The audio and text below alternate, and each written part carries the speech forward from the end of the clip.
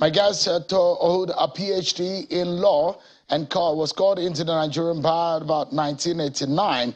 He resigned his role as a Minister of State for Education. Before then, he had served as the chairman of the Ted Fund Board of Trustees.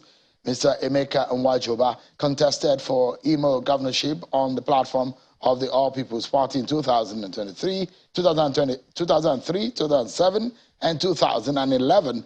He was elected as a member of the House of Representatives in 1999 to 2003. He was then re-elected into the House of Reps in 2019 under the Accord Party, but was appointed by President Buhari as minister that same year. The former Minister of State for Education, Mr. Emeka Nwajiuba, joins me live in our Abuja studio right here. Thank you so much. Honorable former Minister, that's the way to describe you at this moment. And a lot of us have always described, called you Emeka, but you prefer to be called a Chukwu Emeka.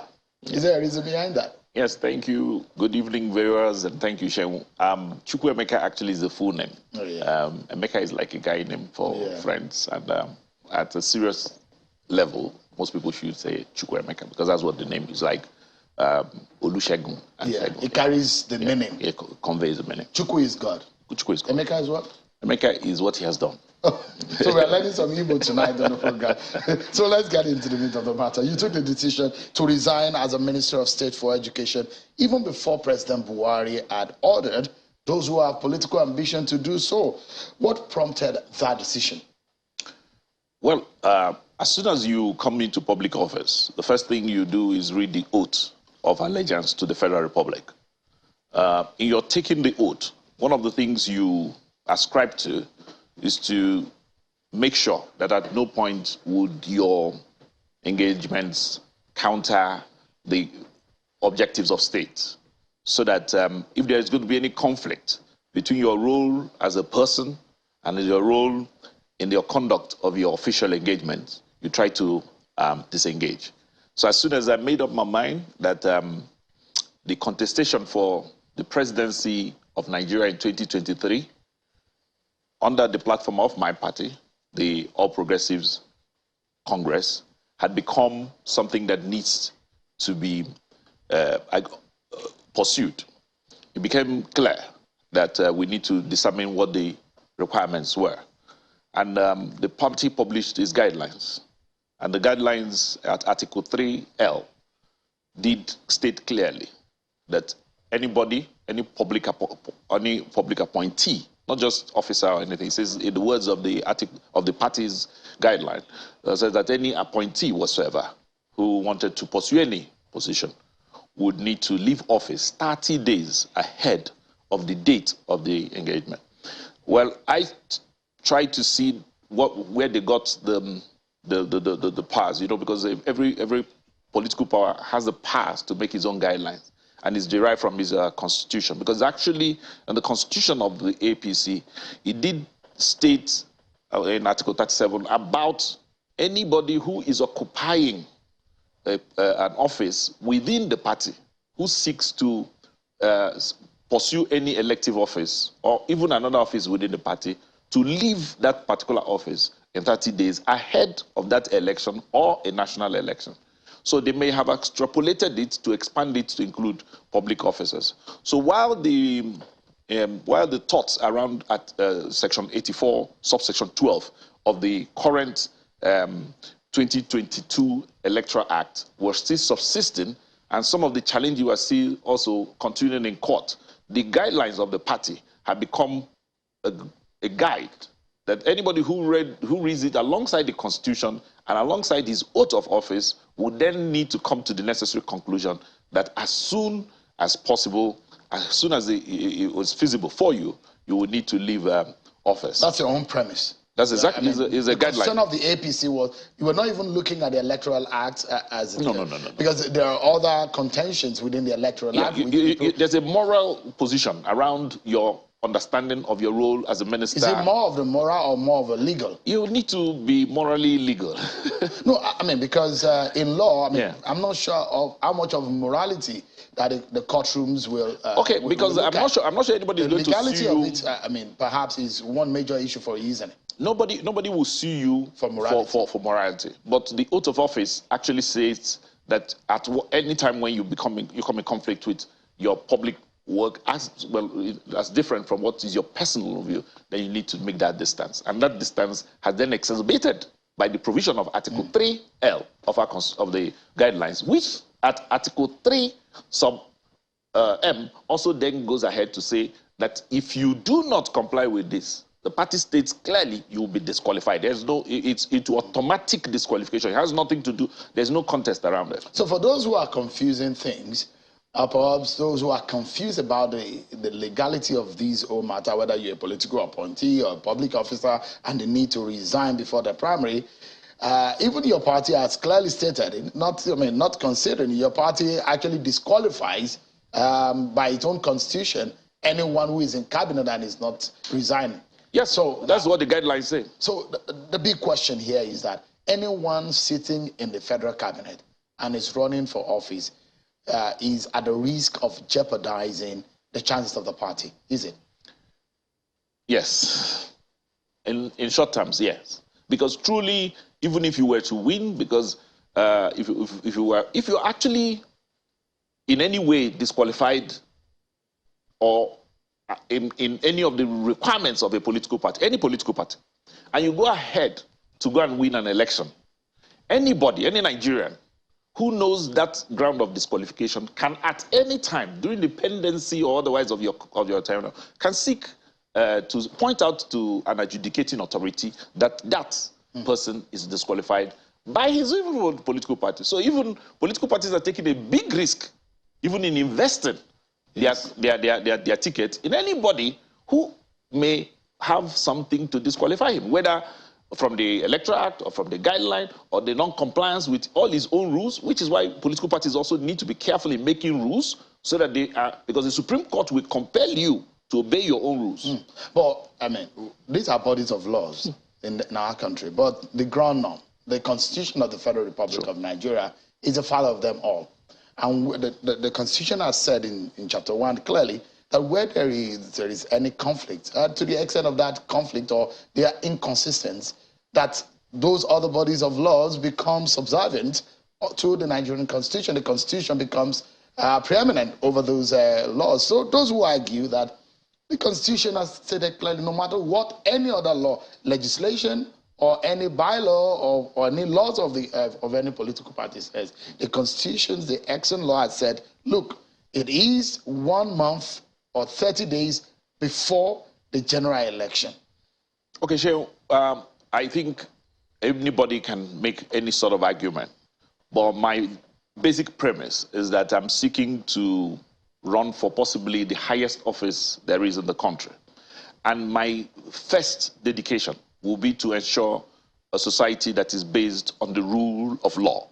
And if you do not have a complete grasp of the entire government that constitutes rules and have the efficacy to and the moral capacity to obey them, it may be very difficult if you have to find how you can actually come to run a society like ours. So instead of running in the dark and I mean, the risk of running into potholes, you don't want to take chances. I don't think our political parties or ourselves can afford to make those kind of conjecture around something as prima donna as this. This is simply as a doctor of law, you are giving your party an unpaid legal advice at this moment, isn't it? But it's our party. I mean, we all lost it. I was the secretary of the drafting. I prepared this constitution, so I understand. So you understand and you know all the. I don't know everything. I'm just saying I prepared this work. Because the leaders of our team, our great leaders, ASUU, the president, everybody and all the governors at the time, ASUU, all the governors who invested, all of them that invested their time in trying to drive this process in 2013. They left it to us to draft the Constitution.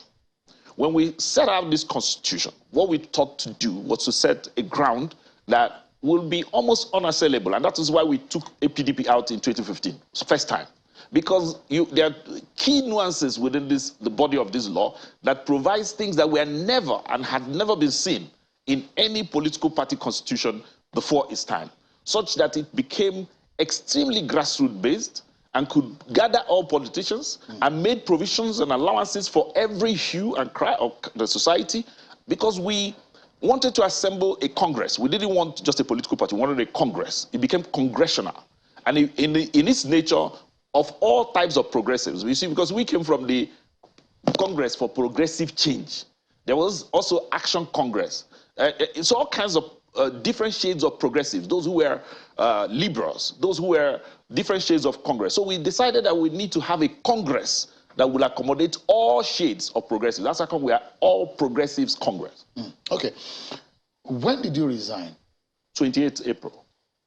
It was made public 4 days ago. Well, that's the less than a week ago. Oh, that's the prerogative of Mr. President. I'm not resigning to Sheung, so it's not really Sheung's problem, because if you're hired by the Federal Republic of Nigeria, because the Federal Republic of Nigeria pays me, and then it is important to meet with our president and explain to him why I am resigning. It's not enough to throw him a letter. I don't think it would be proper.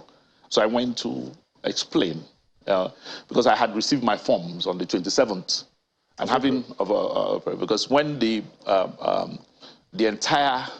took about 10, 20 days from the time when the what we call the Project Nigeria Foundation. The Project Nigeria Foundation invited nearly 100, 200,000 young people around the country to set up this 500 to 5,000 naira contribution, 500,000 naira contribution.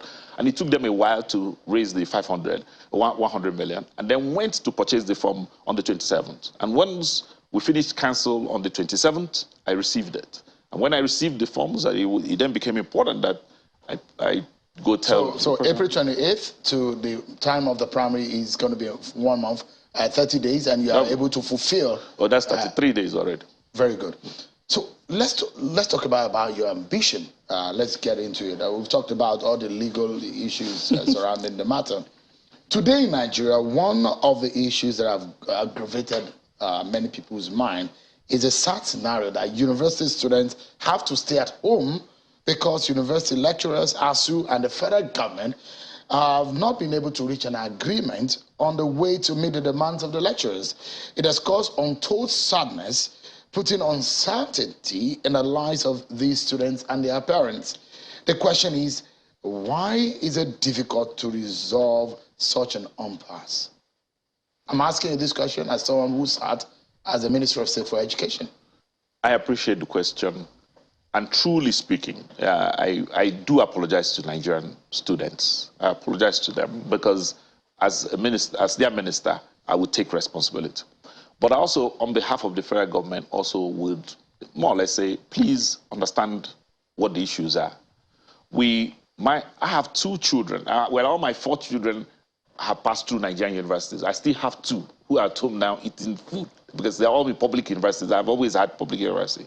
I come from a public university experience.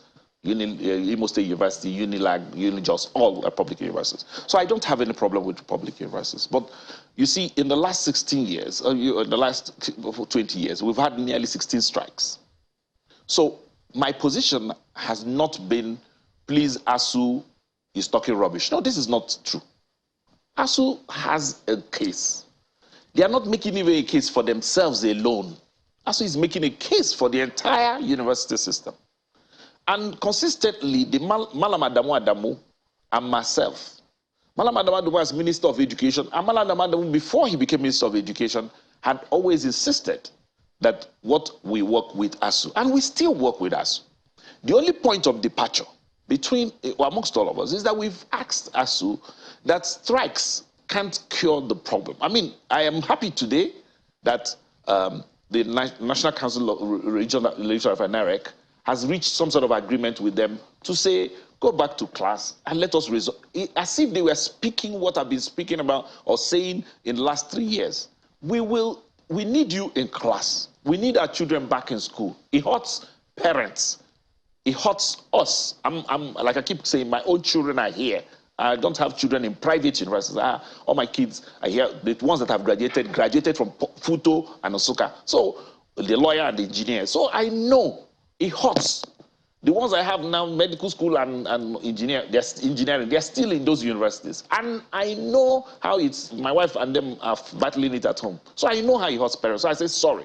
But the truth is that we think ASUU may need to consider leaving the option of strike and work with government. The issues are not things that must be done in 1 hour. Needs assessment is an ongoing matter. End allowance is an ongoing matter. Whether you use a platform called IPs or you use UTAS is of no, let's just pay you.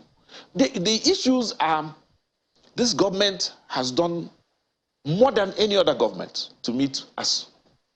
The president has met with ASUU one-on-one. In fact, ASUU will refer to his meeting with them as part of the reason why they went to develop UTAS in the first place. Because we thought it would be a good idea to encourage local applications around. Now, if you've developed it and the country does not want to use it, it does not make it imperative on government that they must now use it because you developed it. Because, I mean, Mr. Nwajiuba, the question here is the issue of ASUU. And perhaps one question that is fundamental in the heart of a lot of Nigerians and the voters alike would be that this ASUU problem is one of a plethora of problems facing this country. Yeah. And for someone who is demanding to lead this country, to hold the #1 seat, you'll be faced with a plethora of problems that you have to resolve as a leader of the country. It will confront you every day. The big question is, you're not able to resolve this one problem. How can they trust you with an office that will have the burden of having every day faced with plethora of problems? Yeah, truth be told, Sheung, is that this problem precedes this administration. But the Nigerians, Nigerians don't care. Nigerians don't care. What Nigerians care about is that their children are at home and they are not able to go to school. I agree. We are going to return them back to school. You are not able to resolve the ASUU problem. We are resolving it. How are you able to resolve the many problems of Nigeria? We're going to resolve this. We're going to resolve this, and there are all the criteria, all the metrics for it to be resolved are already before Mr. President. Mr. President can approve a couple of different schemes. I have proposed, and the Minister of Education will continue discussing this with Mr. President, a new scheme in which universities have a different way of earning money to be able to care for them. And this is something I will implement if you give me your mandate to be president. And I know that even if it's not implemented now, the university's autonomy law need to be activated, because you see, there are only 50 of these federal universities and there are 200 others. However, these 50 alone are more than 75% of the number of students in the entire university structure, about 2.2 million of them. So it is important that we give them a funding structure. We need to bring a funding structure to the table, because this coming cap in hand to the federal government at all times cannot continue. It cannot continue, and it's not sustainable. So we need to arrive at something that is sustainable, and we've proposed that. And I'm sure Mr. President will be looking at it, and himself and the Minister of Education will be looking at it. There are, like you pointed out, Nigeria will have a plethora of problems. However you look at them, first things first would be to have a rule-based society, where there are consequences for actions and consequences for inactions, so that there is some sort of work towards making a Nigeria that works for everybody. You know why a lot of people might be angry tonight is that Nigerians are seeking to go in search of education because of one of the issues is because of the incessant strike by lecturers, to the extent of going to Chad, Niger Republic, Ghana. As of 2020, about 100,000 Nigerian students are enrolled abroad. I mean, brain drain is a major problem in this country. And the question is, this keeps happening. The numbers keep jumping up every day. I agree with you, but look, again, Nigeria is a country of 200 or plus million people. We have, people are angry, even ASUU is angry that we are still licensing private universities, and why are we building more universities? And we're saying we still need to expand access because of the same figures, what you're just saying. In Ukraine alone, during at the commencement of this war, Nigeria has had to spend money to bring back students. So we know that Nigerians are going abroad everywhere, and we are expanding the access space. However, after access must be quality. And that is what ASUU is about. ASUU is trying to ensure that we have the right set of teachers and so on and so forth. And that's why I said the paradigm needs to shift towards how do they do that. Well, what have you been able to do differently in the last 4 years or thereabout since you got into office? Okay, yeah. This is why this conversation around ASUU is not just all there is to it. There is a lot in the education space. Because before you assess quality of children, how did they come into the system? Some children are too weak to be up in the place. Why are universities expanding the number of people they take without commensurate number of lecturers? Why do we have this disparity? Some universities are seen as a social development organ. People want you to cite a university in their village. Are you able to turn down the hands of that challenge that you're talking about now? Sure. Like I said, what I was proposed, it that can we pick as a major achievement in your own office in the area of education? Three things. Immediately I joined the Ministry of Education in 2019. Something Nigeria has never heard. We now have NIN as your instrument to apply for JAMB. They said it can't work. We insisted because without NIN, we were getting children and numbers into the university system that was not accountable for. So we didn't know what we had. So you have data now? We got that. In 2019, they insisted it wouldn't work, but Professor Loede kept at it. And in fact, at a point, I resumed work at NMIC and Nigerian Commission for NIN. And we kept ensuring until 2020 it worked. By 2021, it became official. Now, we've now moved it over to WAEC. And we're going to, for NAPTEP, you see, the country needs to work in order. And that's what I've tried to establish in this 32 months that I've been minister, is to try to get the country in some sort of shape of order. Because without order, you're not running a society. Our education system is in shambles, isn't it? That's why I said my first report had been to put it in order. Now I have all teachers registered, because you see, before I came into the ministry, the Minister of Education, Malam Adamu, and all of us in the education space, because I also was as chairman as TED Fund at the time, we had agreed that before you can teach in our classrooms, let's start where this problem is at, the root. You have to be registered with the Teachers Registration Council. You can't have quack teachers. We lost children in Delta a couple of months back because the school is not registered. That school is not registered. The teacher himself is not a teacher. We lost a child in Kano in a private school where a young girl, 6 years old, was kidnapped and killed. That teacher is not a registered teacher. The school is not a registered school. So you need to have an order-based society to produce the kind of manpower that you're talking about before you drain. All right. So you jumped from about 5-point-something% to about 7-point-something. A lot of people have clapped at out of the 7 trillion budget, where the United Nations would say 15% of the annual budget should go into education. Nigeria just have less than half of that as a quota. And you're leaving a ministry which has a burden of over 10.5 million children out of school, which is the highest rate in the world. The figure indicates that 1/3 of Nigerian children are not in school, and 1 in 5 out of school children in the world is a Nigerian. Should you become president, how can you stop these very disturbing statistics? Great. First things first, education is key to building any nation. I mean, if you need to be president of Nigeria, you need to start from Minister of Education to start with, because the key people in Nigeria are the human beings, the human capital. And so let me go back to what we have done, because we met 15.6 million children out of school. Today we have less than 10 million, because we then engaged the states. We've done $11 million to all the states in what we call the Better Education for All program, BESDA. Now, that has spread across the 17 states that are focal in this matter. But we've gone a bit beyond that, because when we met the situation it is in, as it is now, in 2019, by 2020, we were struck by COVID, and therefore we had to move to the cloud. We now started transmitting across board. We now, as at today, in collaboration with UNICEF, have launched what is called the Nigerian Learning Passport. In other words, you can actually educate anybody, anytime, anywhere, from any point, because there are now 52,000 videos of all the curriculum in Nigeria, from elementary 1 to class 12. The entire 12 years have been digitalized and raised as a little cloud. So you can access them from Karon Amoda, you can access them from Sagbama, anywhere you are. So, and repeat it as many times as it takes for that child to become conversant with the lesson. So we are bridging both access, in case you don't have access to knowledge.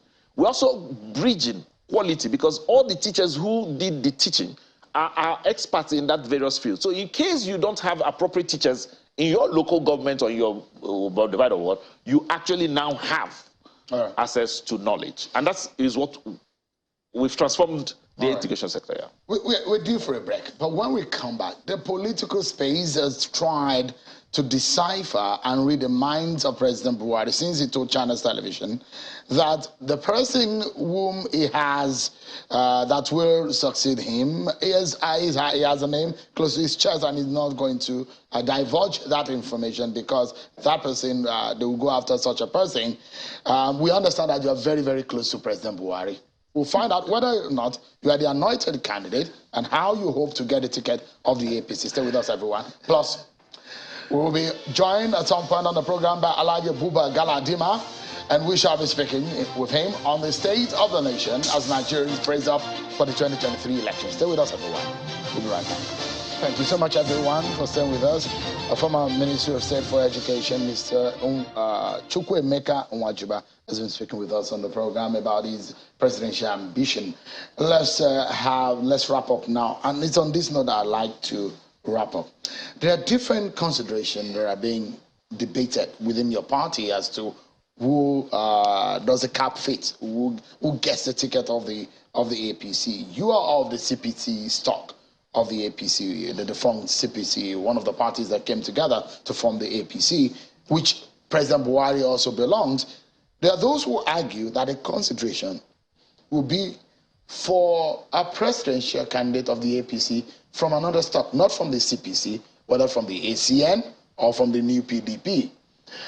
What do you make of that argument? It doesn't favor you. Sheung, again, we've gone past all of this talk. We've now made a soup. You know, when women cook, or me as a man, when I cook, I take the stock and I add every other thing. So everybody has come from different stock. CPC, ACN. We came to make a congress. It's a big pot. It's now able to accommodate even those who were not part of any of these formations. And this is the essence of a political party. So those formations are not really what is at play. What is at play is, where does the nation go next? Where do we want to lead 200 million people to? 72% of them are below 50, meaning that it is a generation now issue. So how do we regenerate Nigeria? How do we regenerate it? You can't continue doing the same things and, you know, expect a different result. You're confident of getting the party's ticket? My confidence is that the party will do the right thing. There's nobody I've seen now. What is the right thing? The right thing will be to take a qualified person who has the enthusiasm, the energy, the knowledge, and the compassion with which you work for Nigerians.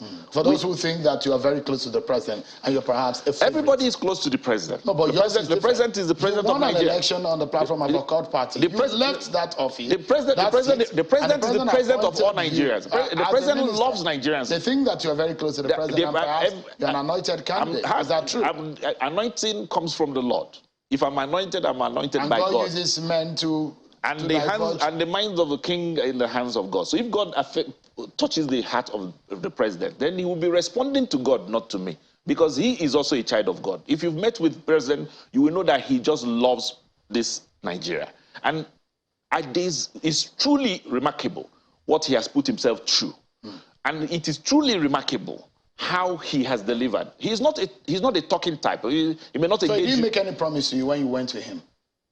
If you know him, he hardly makes any promises to anybody. He made a promise for you to become a minister. You became a minister. He didn't make a promise to me to become a minister. You've been with him for a long time. Because in the 20 years I've been with him, and when so those who say you're a favorite hold on, sir. When Abuba Galadima comes in here, you will remember us as young children who came in 2002. I was a member of the House of Representatives. We were convinced that his integrity, the way he's charting the course for Nigeria, is something that we need to promote. And we stayed with him for the past 20 years trying to get to work. We're looking for a platform to fulfill most of the things we told Nigerians we want to do. We want to change some of the ways Nigeria do things. We want to regrow the economy. We want to make the economy responsive such that Nigerians can have an income. We've done the first part, which is this cash transfer, bring people into the economy.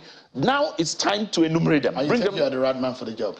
I can't find a better person who suits the circumstance. Everybody is qualified. We have great leaders. The Ashiwajus, the Fayemis, the Rochas. Everybody has things that they bring to the table. Lawan, who was my colleague, who is now Speaker of President of the Senate. These are great guys. But Nigeria has different needs at different times. At this point, we need to build national unity and cohesion. Number one. And that's what Chukwuemeka will represent. We need to build national energy around an economic growth. This is what I do, because this is what my systems are. We need to bring this whole gamut of knowledge over 30 years. I can't even find somebody who has contested more elections than me, who has the same political experience within the same bandwidth and barometer right now that is near me. But this is a country. And what we need to do is bring everybody's energies together. And that's why I think everybody is qualified, but the party would need to choose a candidate that represents everybody. We need to hang it at that point. But I most sincerely thank you, and I wish you the very best. Mr. Chukwuemeka Nwajiuba, former Minister of State for Education, thank you so much for coming. Thank you, Sheun. Thank you, Nigerians. Thank you so much.